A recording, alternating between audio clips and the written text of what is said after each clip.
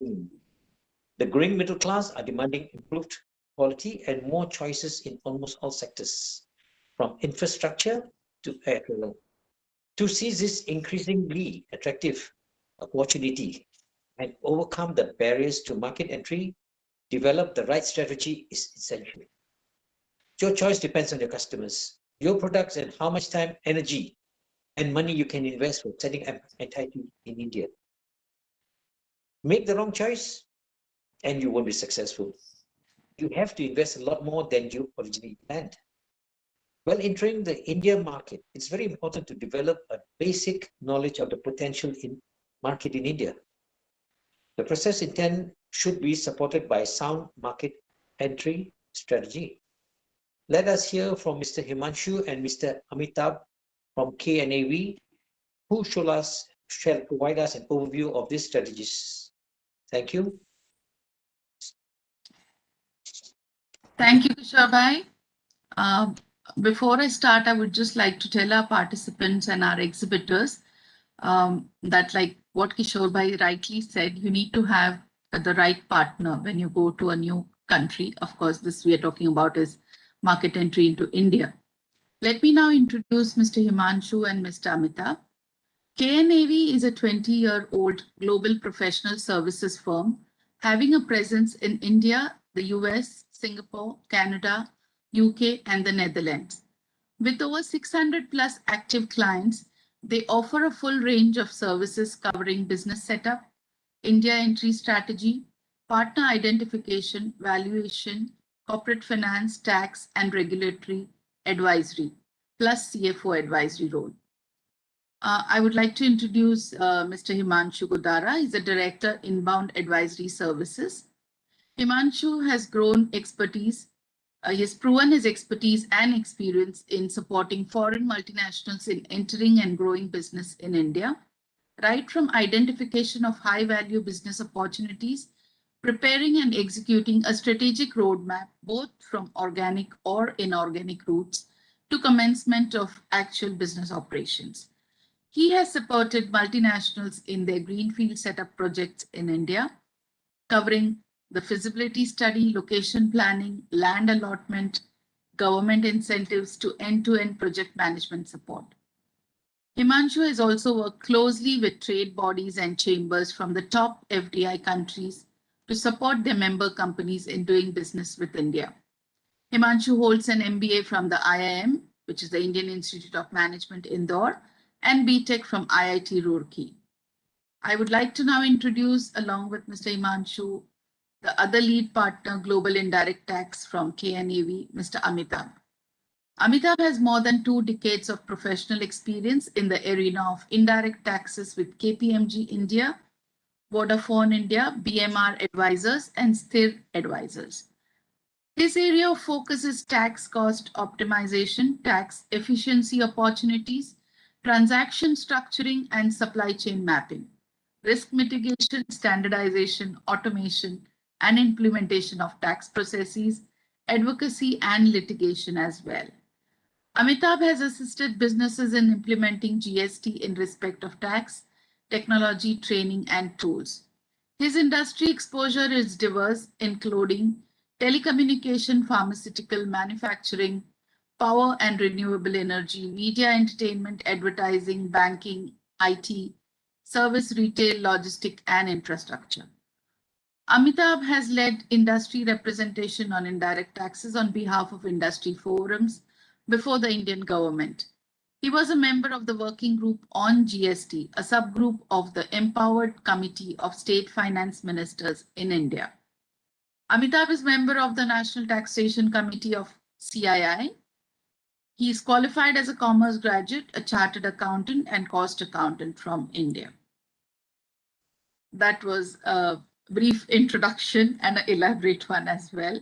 But it is very good to know with whom we are talking when, as a partner, when we are entering the Indian market. So both Himanshu and Amitabh have a great expertise and proven experience in their own field.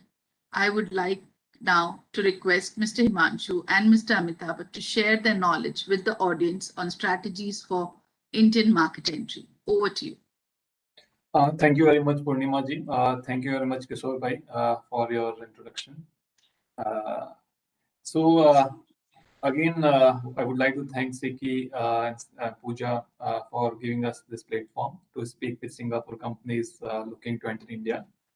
For this session, we have prepared a small presentation. Let me share my screen.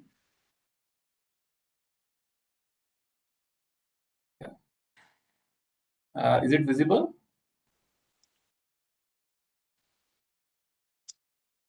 Yes, Manchu, it is visible to me.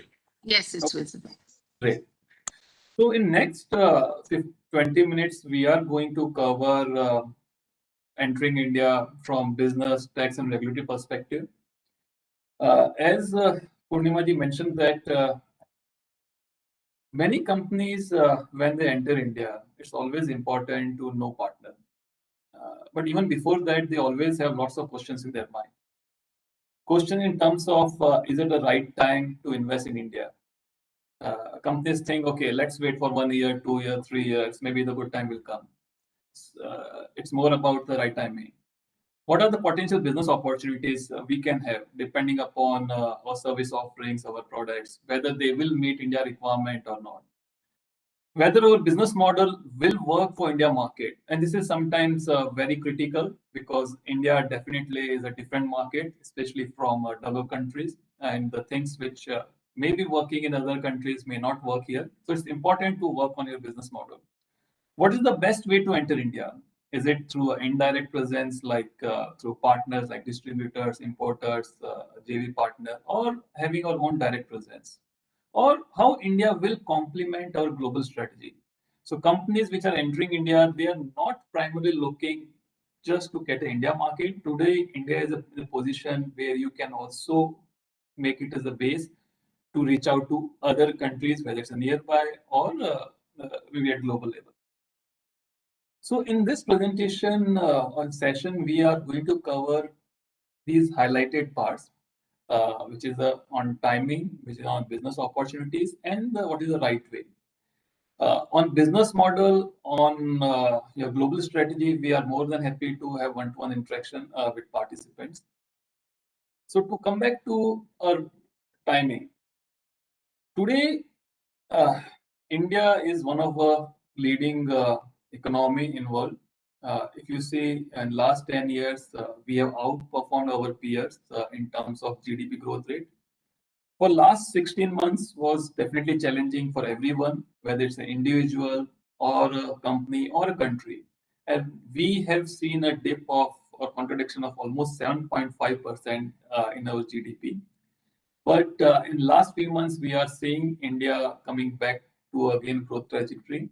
Various institutions, international and nationals, they are talking about India having a GDP growth rate of 9.5 to 10%, which is makes India the only major economy to grow by double digit in current fiscal year. If you see this graph, it took decades to India to reach a 1 trillion economy. And later on, after 2008, almost 8 years to add additional 1 trillion. And then for last 5 years, for remaining 1 trillion. If we remove this last 16 months or 2 years, we are targeting to add additional 2 trillion in next 5 to 7 years. So whatever we have achieved in previous 15 years, we are going to achieve in next 5 years. So next decade is going to be very important for India as a country, also for anyone who is looking India to invest and to explore. And which is very much evident from the foreign direct investment. We are year on year, we are seeing growth in terms of FDI, which makes India one of the most attractive investment destination.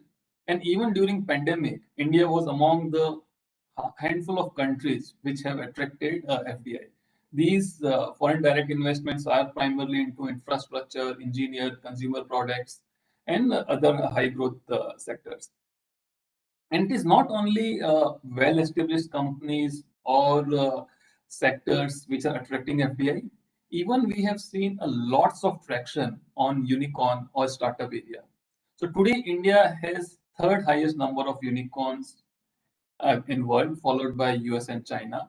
So by June, we had almost 49 unicorns, and we are expecting to achieve 100 number or almost 100 unicorns by 2023 or 2024, which again validate the growing market, the confidence of investors, and the availability of even startups to grow and scale their business in India.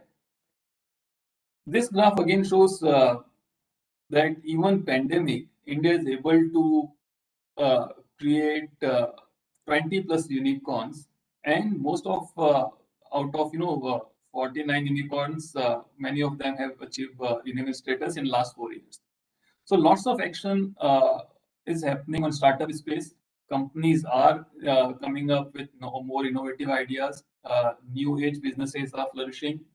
Even companies from countries like Singapore and are looking to invest in India. They want to come to India not to cater India market, but to cater at global market level. It is again a well-known fact when everyone talks about India as a huge market. Yes, India is a big consumer market and is going to become a third largest consumer market in the coming years. If you see this graph, you can clearly see a trend that how the demography in terms of growing middle class has changed from 2005 to 2018 and what is we are predicting by 2030. So by 2030, India will have almost 200 million high and upper middle class. And if you compare it with countries like USA has, I believe, almost 120 million households. So even the high and upper middle class household will become a big market for any company, and they will drive consumption, they will drive growth. So these are the points which clearly makes India that, yeah, this is the right time. As I mentioned, that next 10 years is going to be very important for anyone looking to grow, considering India. And what are the potential opportunities? The next economic milestone as a country, we are talking about achieving $5 trillion economic status. And this will happen only through a GDP growth rate of 8% and above in various sectors. And as well as the government and economic experts, we are talking about the virtuous cycle of investment, exports, and saving. And if you're able to do it, 5 trillion economy is not a difficult task. We are predicting by 2025-26, India will be able to achieve it. And it will not happen only through a government interference. Government is also promoting investment from private players, whether it is in infrastructure or industrial development or on innovation center as well as startups. So these are the 4 pillars where we see government is promoting, government is facilitating, government is coming up with various incentive initiatives. So take an example on industrial development side, government is very active on promoting production link incentives, where they have announced more than $20 billion incentives across 10 plus sectors. When it comes to global innovation centers, especially during COVID, many companies see India or looking to enter India from a talent-based perspective. They are looking to fast-track their product development. They are supporting their global operation more from digital transformation perspective. And I've already talked about startup perspective, the things we are happening. I understand our participants are primarily from electric vehicle, IT consulting and services, skill development, and infrastructure. And these are the areas where definitely India is seeing high growth. I'll not go specifically on each sector, but just want to highlight how things are shaping up in these specific industries. When it comes to electric vehicle, even to achieve the global commitment of to reduce carbon emission, as well as to fulfill our needs. Today, India is primarily dependent on fossil fuels. And as and when India as economy will grow, we will definitely don't want to constrict ourselves only to fossil fuels. So there's lots of things that are happening on renewable sectors, promoting EV vehicles, and then where central government as well as state governments are coming up with incentives and schemes. Certainly in this particular graph, you will see the overall market which EV may target, again from pessimistic scenario as well as optimistic scenario purpose.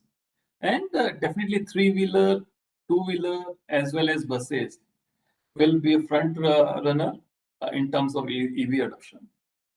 When it comes to IT services, this is one of the strong pillar of Indian economy. We have market size of almost 180 billion, which is supposed to reach almost 350 billion by 2024. Huge talent pool and almost contributing 8% of GDP by the IT sector. Specific to IT services and consulting, again, there's a huge demand specifically for digital transformation, which is happening across sectors and industries. So many companies during COVID, they have realized that if they would like to sustain, if they would like to remain competitive in business, they need to bring digital transformation, align their business to technology, and that's where project-oriented services, whether it's system integration, whether it's a consulting, whether it's a digital transformation related initiatives, lots of activities, initiatives are happening. Again, infrastructure, as I said, that's again very important for any economy, for any country. Whatever developed countries had done in 1960s or 70s, today, if we want to achieve that 5 trillion mark, or even to become a 10 trillion in a coming decade, having strong infrastructure, whether from physical or digital perspective, is very important. So government had intention to invest almost $1.4 trillion in infrastructure projects, whether it's a rail, road, air, as well as digital. So again, from opportunity perspective, there is enough opportunity for any sector, industry, especially the sectors I mentioned. And now, when company decide, okay, there is an opportunity, what is the best way? How we can enter India? And again, it depends company to company, their strategy, their short-term plan, their long-term plan. But primarily, companies, if they are little conservative in their approach, or they feel that, okay, just having an indirect presence is sufficient, they generally go by a partnership route, where they identify distributor, contract manufacturer, or today even outsourcing. So I have seen companies from Europe, USA, even Singapore. They are setting up their outsourcing setup in India to fast track their product development or to provide software or IT services to their global clients. So even having indirect presence, some people take that route. Again, definitely through direct presence, you have options through joint venture or having your own entity. For indirect presence, as Kishorji mentioned, that having a right partner is most important and critical, because that will make or break your India plan. So it's important whenever you're going for a suitable partner, you understand their business presence, understand their reputation in the industry, understand their financial health, and definitely whether they are compliant with tax, labor law, and all. So it's important to have a proper due diligence. From my own personal experience, I have seen companies are choosing partners just basis, they met someone in a particular trade show and then they thought, okay, let's, you become our distributor or importer. And finally, they realize things are not working. Even in one case, one European company, they met someone in one trade fair and they made them their India distributor at pan-India level. And after 5 years, they realized the business is not growing. And when they approached us, we realized the market for their product was North India and the distributor which they choose was in South India. So by the time the product reaches to North India to the specific customer, they already have layers of sub-distributor in between. And similar to like that, there are partners who will say become partners just for the sake of name. They already have so much on their plate. They already work having some other relationships with other companies, and they will not give you that much attention. So it's very important that whenever you are identifying or going through partnership route, you have a proper due diligence, understand your partner, then only go ahead. Otherwise, it will be a waste of time and resources. Definitely, when it comes to a direct presence route, companies, especially which they just want to explore market, they set up their license office, and the whole purpose is nothing but the extension of your Singapore entity. And the role of liaison office is sales and marketing. They cannot do any specific transaction-related activities. But where companies are clear in terms of, yes, India is a market and they have long-term plan and they see India as a long-term growth perspective, it is always advisable to have your own presence. Whether it could be a joint venture or wholly owned subsidiary, it's always a choice. It's always depend upon the company business model, their resources. But when it comes to your own presence, private limited options is most likely a suitable choice. And many times when companies choose, yes, we want to set up our company in India, what are the requirements? Because people heard it's always difficult to do business in India, which is not the case. Things have changed a lot in last 1 decade. Today, any company want to establish their presence in India, it will not take much time. It may take 4 to 6 weeks, depending upon the paperwork which you do. Ideally, you would require minimum 2 directors. One should be a resident Indian. There is no minimum paid up capital, but it is advisable you have consider something which is required to run your India operation as a working capital perspective, and you would require physical office address. And out of these, few things can be provided by a service partner like us. In case you don't have a resident Indian, you can always reach out to a concerned partner who can provide that solution on a temporary basis, and like that, the physical office address. On tax trade policy, I would like to invite my colleague Amitabh. Amitabh? Yes. Thank you, Himanshu. That was great to lay out the business side of it. And anytime and every time you enter into any country to do business, one aspect which goes around the mind of the entrepreneur is what is the taxation regime, what is the foreign exchange regime, and what are the trade policies in that country. So we will give a snapshot of when you enter into India, what is that you need to look at. And generally people look at income tax.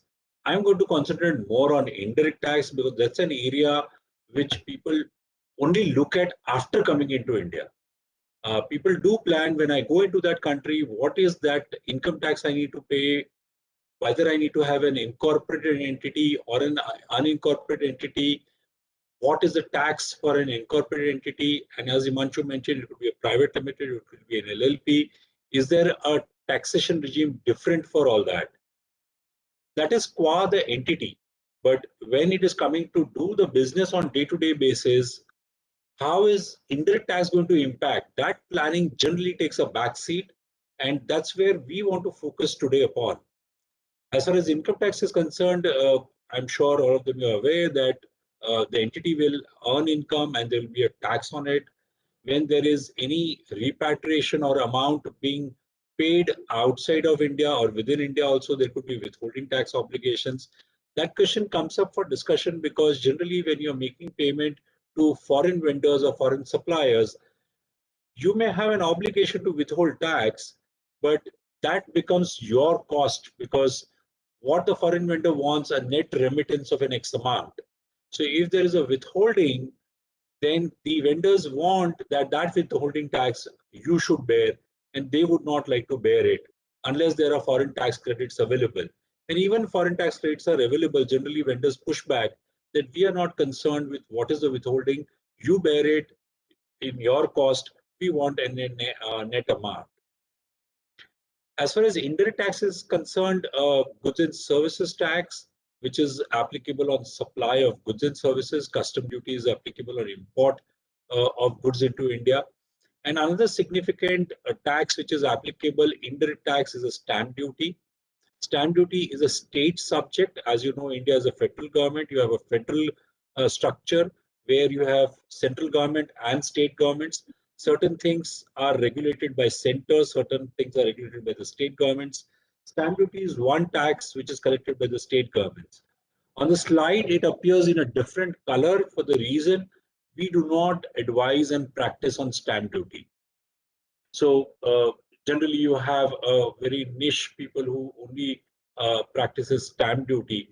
Otherwise, whatever you see on the slide, other than stamp duty, we work on each and every piece of there.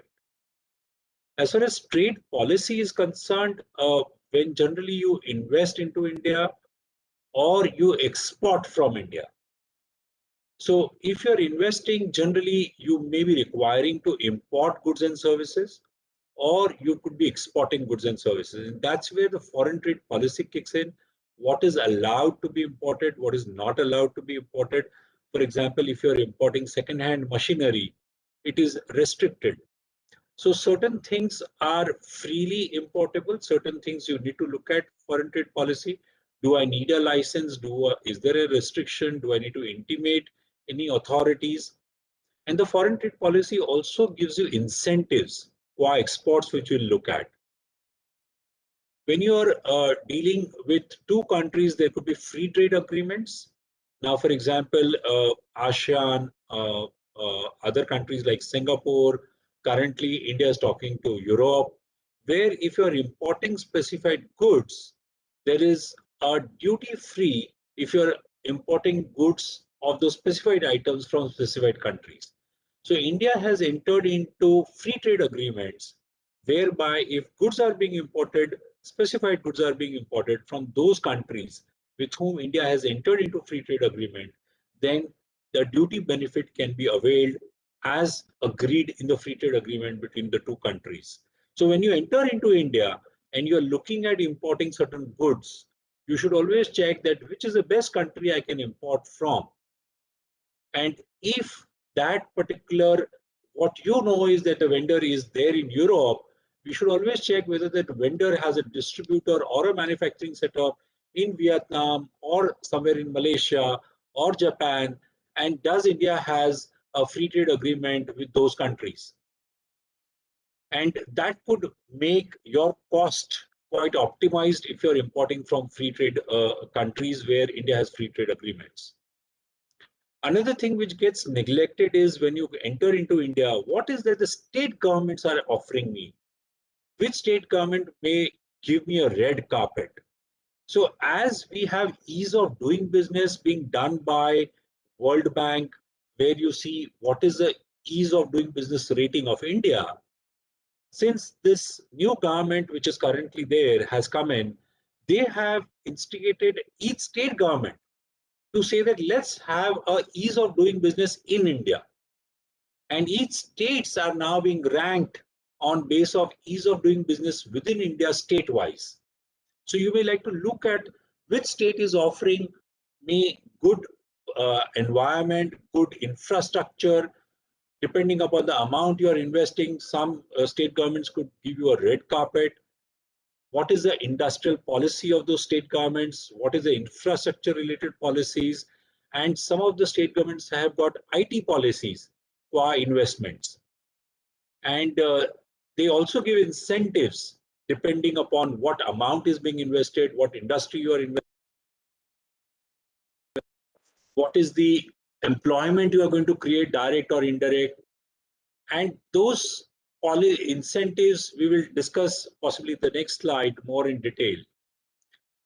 The other piece is when you're entering into India, you also need to look at what is the industry I'm entering into, and is the foreign direct investment allowed to me at 100% automatic route, or is there some percentage limits which are given 74%, 49%. So up to an specified percentage, you can come automatic. And if it is above that, it's not that you cannot come into India. Let's say if there is an automatic route for 49%, then you could invest 49% without taking any approvals. Post-investment or during investment, there could be certain regulatory informations to be filed with the Central Bank of India.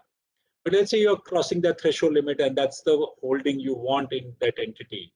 You can invest with after specific permissions and approvals. Foreign exchange regulations, I would say that this act specifically enables financial transactions and international transactions.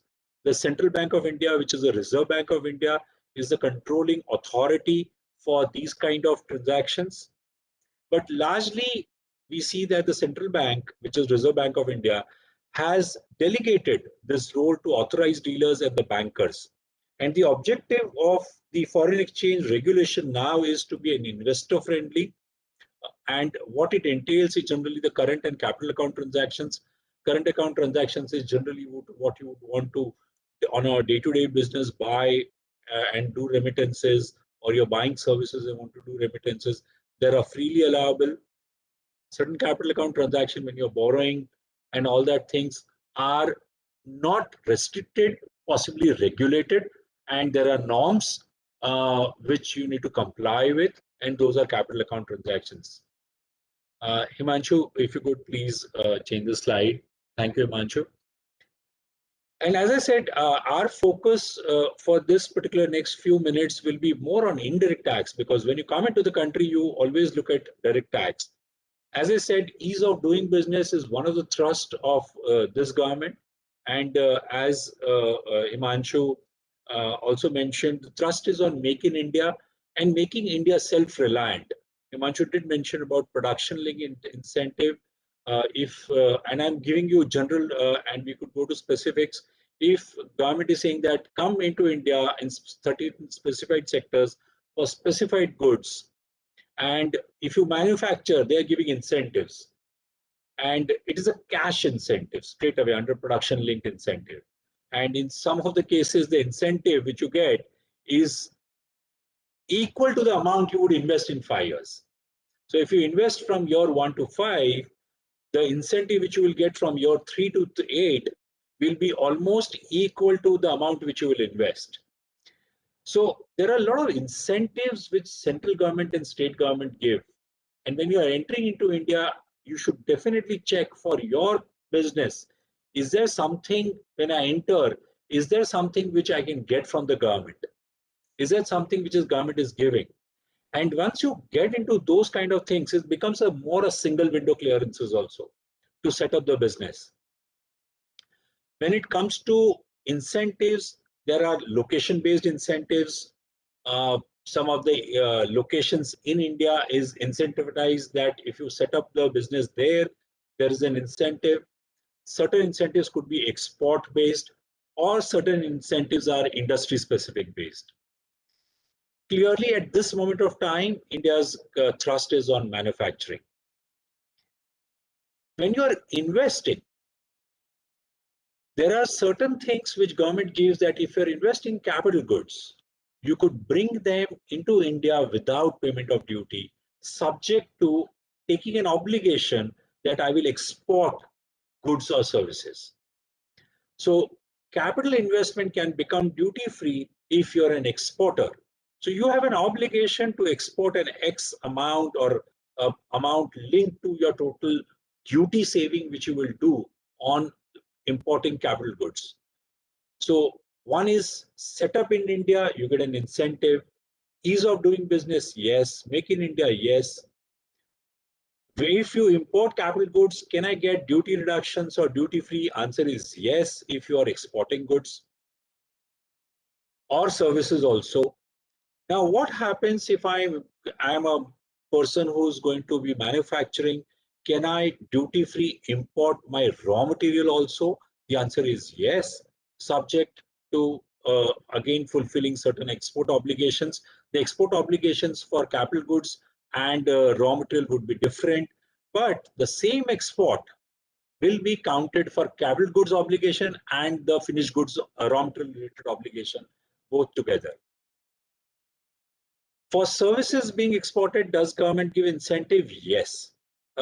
I'm sure some of you would have heard called service export from India. And now these incentives are WTO compliant. Certain incentives were being challenged at WTO level. Government of India is ensuring that the incentives which are being given are WTO compliant, and government is coming up with different kind of incentives whereby all the tax which is embedded in your price, if that can be compensated to you. So either you take tax credits and pass on to the customer, or if something which you're not able to pass on, there is refund or reimbursement or rebate of certain taxes for specified goods and services. I would say since 2017, India has a very simple indirect tax regime now. Your principal indirect taxes is custom duty on import of goods, which you will find in any country, in every country. across the globe. And goods and services tax is what applies on supply of goods and services.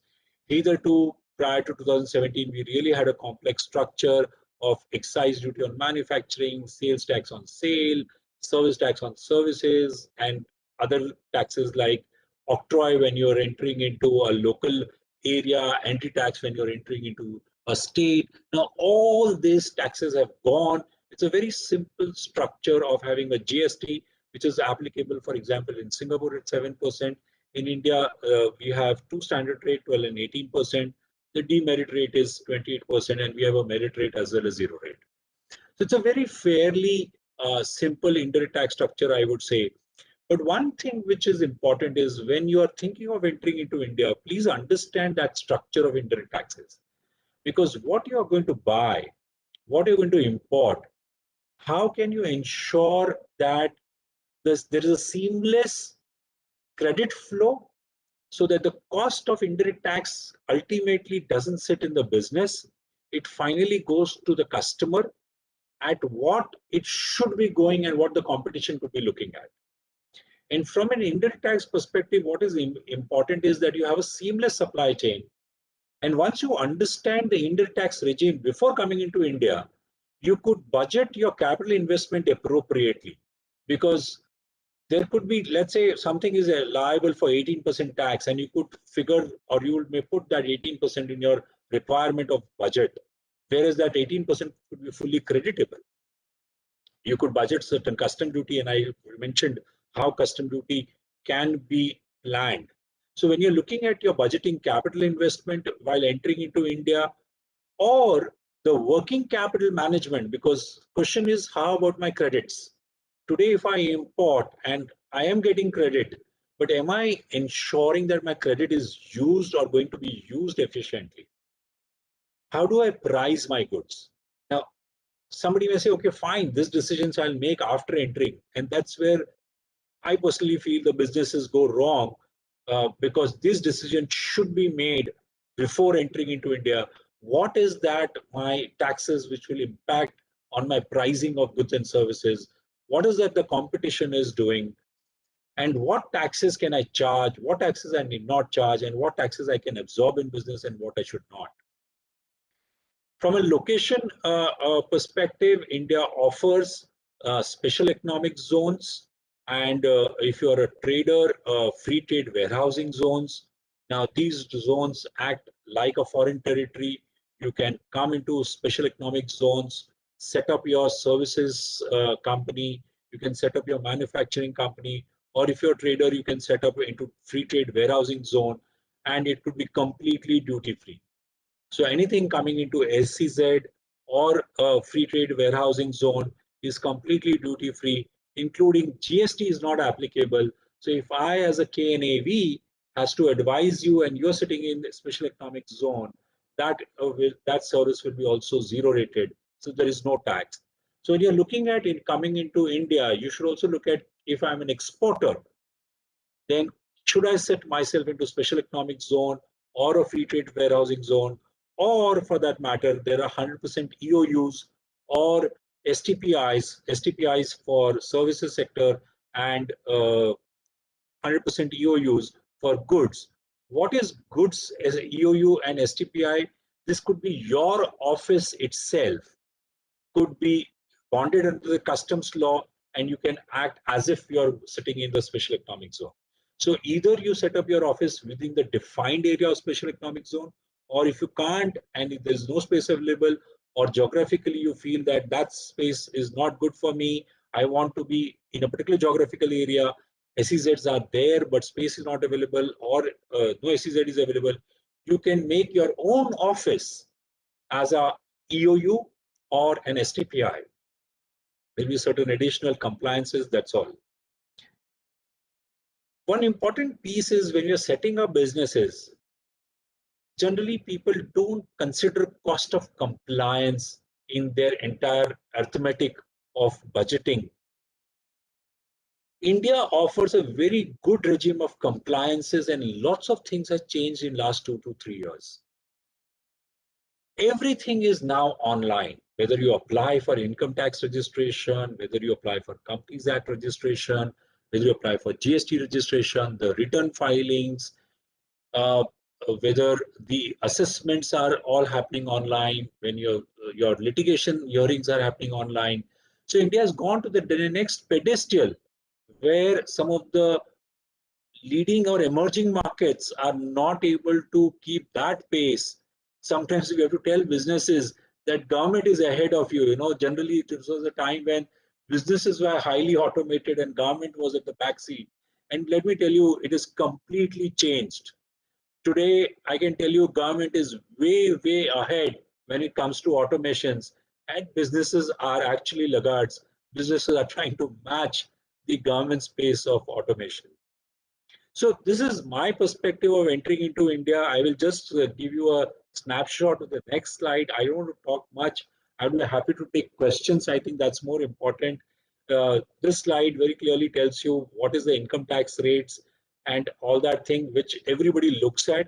If there are specific questions, happy to take them. I will leave it to you, Purnima, now.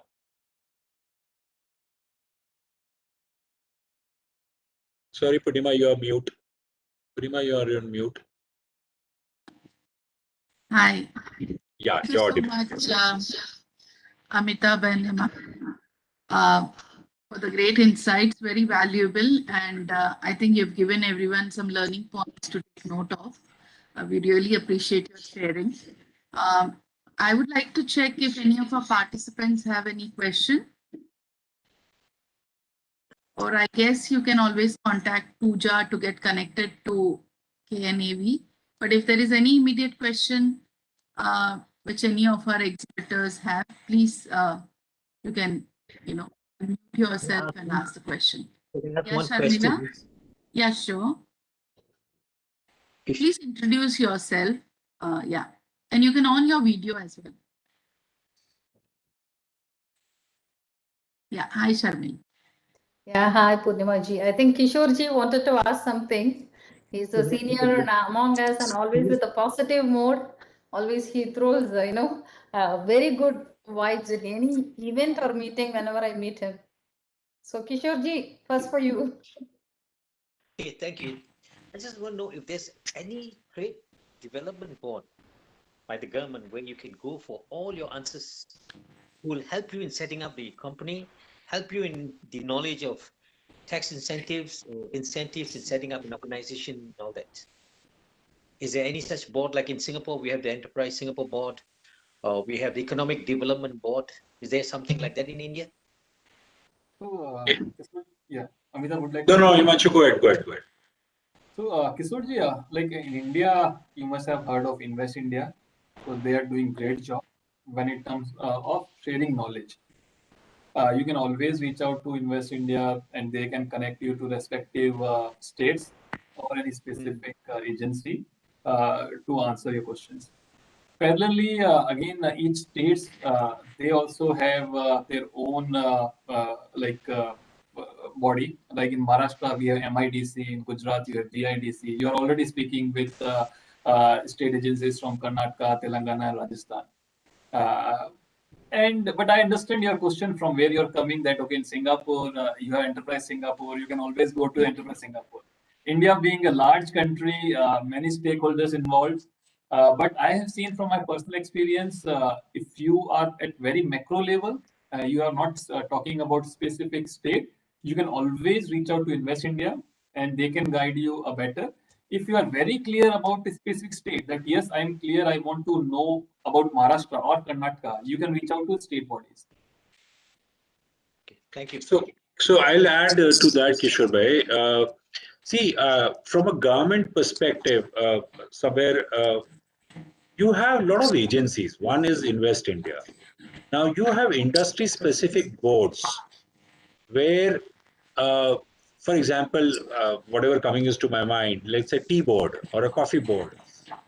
So each and every sector has a board, and if you go to that board and try to find out, I want to come into this sector, how do I go about it? This is one. Second is the respective ministry is also helping you. If you reach out to specific ministries, they are responding to your questions. third is you have agencies like Federation of Indian Export Organization, FIO, which I'm sure you have heard of. Now, they are quite friendly to discuss with somebody who's investing into India. You have export promotion councils. Each and every sector has an export promotion council. When it comes to goods, it could be engineering goods, it could be automobile, it could be steel. And when it comes to services, there are services export promotion councils. Now, these are government bodies which also will help you to engage and understand. And then there are all chamber of commerce. You have CII, FICCI, Indian Merchant Chambers, ASSOCHAM. They are also quite friendly when these kind of things come. I'm not trying to sell, but it goes without saying. Any consultant is much easier to give you the framework, but that's not a required thing. Government also have a lot of forums where you could interact. And if you have any specific industry which you're looking at, do let us know. We'll connect you to the government bodies whom you can reach out and talk to them. And yeah, last point from my side. So even I'm interacting with Singapore companies almost 7-8 years, and I've seen the work which whether it's the Enterprise Singapore or SICCI, they are doing. Today they have accumulated of lots of knowledge, and even if you're always, because you're in Singapore and if you want to get guidance, these agencies can always help a company to connect to right people in India. Thank you. Thank you very much. Yeah, thank you so much. I hope Kishore bhai, your query is answered. So it's like being a large country, of course, there are many statutory boards and export promotion councils, but you have right partner in front of you to, guide you to take you to India so that you don't get lost. So Sharmila, so Amitabh and Himanshu, very versatile lady here, chairman of Valley Ventures, Sharmila. She's creating a very big Medicity in Puducherry, Pondicherry, and she wants to capture the similar concept in different states. So over to you, Sharmila. Thank you, Purnima ji. I hope we have some time. I won't take much of your time. One single question. So one of the difficulties recently, when we work with India, what I found is, example, SEZ land has its own restrictions, its own positive and negative things. You go to domestic based land, yes, it has a different kind of set of rules and regulations and legality to follow. This is when it comes to land acquisition. And towards tax, Kishore ji asked few questions. Actually, in field, there are so many difficulties which we are going through, right?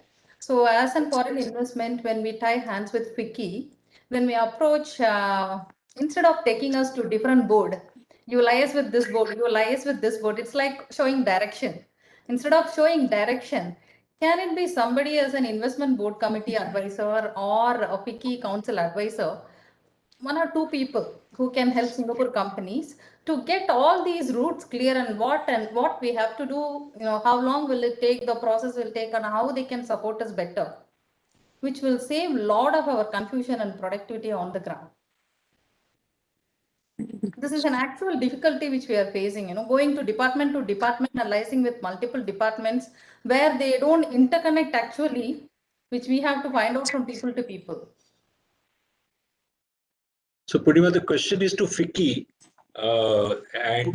So once FICCI answers it, I can help Sharmila as an entrepreneur. But let FICCI first answer it from a FICCI perspective. But I think this is such an apt question, and I've heard this kind of question every time that puts off people, investing. So whether it is FICCI, I'm not sure if now somebody answers, but I think Manish ji can give a good diplomatic answer right now.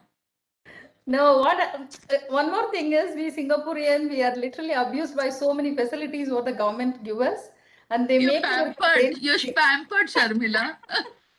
They make us very easy. If we go to Enterprise Singapore, they literally take the responsibility as a single point of contact for entrepreneurs or small scale entrepreneurs who are starting a business to start the journey very easily, they travel through with us. We're getting better, Sharmila, in India. We're trying our best, and I'm sure professionals like Amitabh, Himanshu will have an answer to it. But so Purnima ji, reply. Purnima ji, actually, even though I hope this question is also relevant to the general audience. So I'll give you my experience. I was born in India, even though lived outside India for so many years now. People, I think somebody mentioned, I don't know, it was Himanshu or Amitabh. Himanshu mentioned it's a federal government. I think Amitabh you mentioned. Yeah. People have to understand India, the center of gravity, it gets lowered when you reach the state. So mostly there is nothing called, you can't do business with center, right? You will have to find a country, then you have to find a city, and the city is in a state. So people have to understand what are state subjects and what are center subjects. I mean, we all know that telecom and defense, very obvious. Center subjects, but mostly land is a state subject. People don't understand. NEA, the environment, is a state subject. So there are people who have done excellent business with India because they understand how to work with the states. And there are people who get lost because they don't understand the difference between the state subjects and the center subjects. And if people can do business in other countries like Africa, US, India should also, we can navigate. So Sharmila ji, we are all here. We meet possibly 3 times a month, right? At least with your husband. So we'll be happy to help you how to navigate. You are putting such a big Medicity in Puducherry, so you've possibly cracked the code there. We will also learn from you. But all I'm saying is there is no one silver bullet, no one answer. We have to really understand the dynamics of the state and the center, then various corporations. It's a very large country. But once you crack that, it's very easy to work with. I mean, it is not very difficult to work. I just want to add here. So because what Sharmila ji is mentioning is a typical problem for any company. They always compare us like India to, let's say, Thailand or maybe Singapore and all. Again, as a professional firm, so like NAV, you can always find professional firm who can guide you. So like for land allotment, for registration approvals, we have a team who can guide, who can always systemize. The problem happens when you not plan things in advance. So I have seen companies, they enter, they purchase land, they want to manufacture facility, but they are not aware what are the approvals are required before getting land, during allotment, or maybe during construction and after construction. So if you plan it well in advance, if you identify stakeholders in advance, if you identify your partners who can get you those registration approvals, that is planning is most important. And I believe today it's not difficult in India, like where getting things in place and finding right people. So yeah, I can from myself. Okay, thank you very much. As my brother Manish told that he's here to crack the code, so I will hold him to crack the code. Thank you. So Sharmila ji, what I would say is you are already an entrepreneur, you already set up businesses. And I possibly may be repeating what Manish ji and Himanshu said, but I thought I want to repeat so that it gets ingrained. And you already know India having set up the business. And I want to add one more layer. It is not only the center in the state, there are local authorities also. So the more you keep going down, and I'm sure when you go to Puducherry, Puducherry is a union territory having a state legislature. So it is something, a third creation, in India, you have center, you have state, you have union territory, with state government, with legislature, without legislature. So it becomes. Sorry? Manish, are you able to capture? Yes. Yeah, I'm sure he is able to capture it. Because of the way he mentioned it. So these kind of complexities, it is better to have somebody with you who's managing as a project manager for you. So who understands how can he help you to set up the project? It could be any agency, not necessarily it should be KNAV, whomsoever you're comfortable with. But somebody who could manage the whole project for you, who could give you the path, and you should do all this before entering into India, and I would say much before. I have got experiences where somebody wanted to set up an automobile company. They came 5 years before to first understand India. 5 years before. 5 is a too long period for a lady, that's what I'm saying. But for an automobile project, also the kind of investment you'll understand. But these kind of thought processes do prevail, I am saying. For Thank you. us, technology will change after 5 years. Yeah, I agree to the same. We have engaged our own project management consultancy for our projects. And now we are engaging one more German company for another project. So my objective is we have already set up the entire core structure for one business in one territory. It would be easy for us to replicate in other places.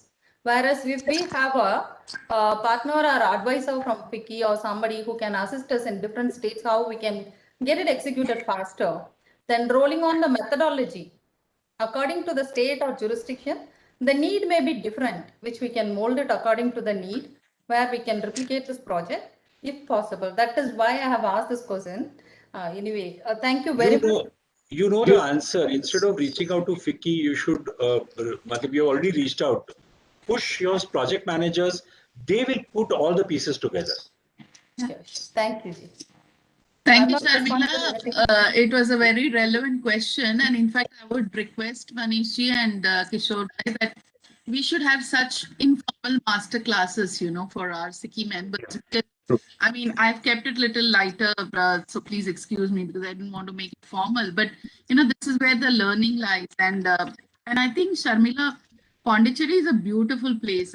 I mean, I know it very well. And we just faced some challenging times, not just because of the pandemic, because of the shift in local government. But now I think in next 1 month, everything is properly governed. I have a lot of friends there doing business, so I can connect you to them. And one of our Singapore colleague, Jayesh from CII, is now the head of Chennai. So you can always, because he knows Singapore and India very well. So he could also. Fantastic, Purnimaji, fantastic. This third, I'm going to India. So would Sure. like to visit other places as I'll well. give Thank you his you. number. You can meet him there and, get connected. Thank you. Thank you, Purnimaji. Yeah. Thank you, Himanshuji and Amitabhji, so much. And we would again like to invite you for one of our networking sessions as well. So, Manishji, any closing remarks from your side? Closing remarks from Kishore bhai. Kishore bhai or aap bataiye. So today I'm just happy Today listening. you're a guest. Okay, Kishore bhai, over to you. Okay, thank you, everyone. A very fruitful session. We learned a lot, and I think it makes it very much easier for anybody to go and invest into India now, knowing some of the procedures that you have mentioned. Also knowing that you are there, we can also consult you, knowing the different government bodies who we can contact, right? Though there's still a lot of complications compared to Singapore. If they could make it a little bit more productive, for somebody to go and one organization and get everything done, right? Then you'll have a lot more investors coming in, I think it'd be easier. But all in all, India is such a big country, so it isn't easy to, keep all the rules, everybody to follow the rules and regulations, But still, there are very good opportunities in India for everybody to go in. So I thank everyone. It was a very fruitful session and hope to catch up for some more sessions like this with more information. Thank you. Thank you. Thank you all. Thank you. Have a good day. And tomorrow we have another state session with Vicky. Yes. we will. Tomorrow is Telangana. Yeah. Thank you. Thank See you. you and have a safe day. Thank you. May I Thank you. request Bye. everyone before they leave, kindly turn on their camera so that we can have one group picture for this session also. Okay.